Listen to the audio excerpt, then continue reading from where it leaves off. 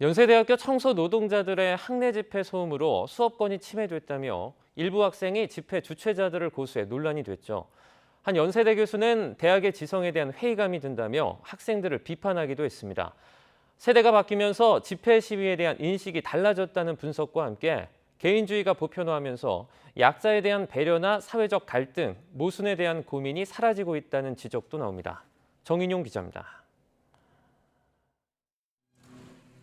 연세대학교 도서관 앞에 붙은 대자보입니다.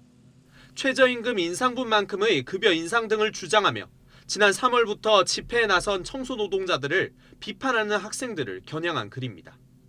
학습권도 존중받아야 하지만 공생을 추구하기보다 자기 권리 침해만 내세우며 같은 학내 구성원인 노동자를 비난하는 게 부끄럽다고 적혀 있습니다. 발단은 지난 5월 일부 학생이 청소노동자들의 학내 집회에 따른 소음으로 수업권을 침해당했다며 업무방해 등 혐의로 경찰에 고소한 데서 비롯됐습니다.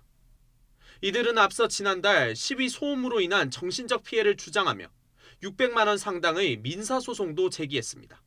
학생과의 민사소송 문제에 집착하지 않습니다. 학생과 노동자들이 법적인 소송까지 가야 되는 이 현실을 만든 학교의 책임을 묻습니다. 청소노동자를 겨냥한 재학생의 전례 없는 소송에 학내는 연일 술렁이고 있습니다. 한 교수는 새학기 강의 계획서를 통해 이번 사태를 직접 비판했습니다.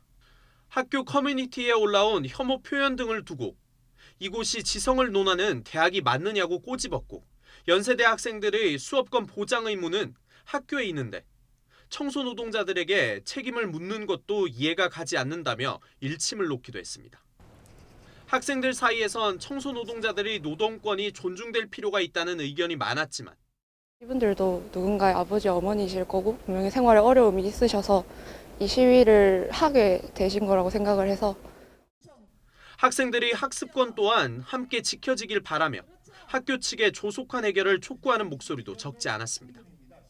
이제 노동자들 입장에서는 당연히 생존권이 달린 문제다 보니까 이제 그런 부분에서 좀 어떻게 보면 살기 위해서 투쟁을 하는 거고 학생들 입장에서 당연히 제가 돈을 내고 서비스를 받으려고 하고 온 건데 양쪽 다 입장이 이해가 되는 것 같아요.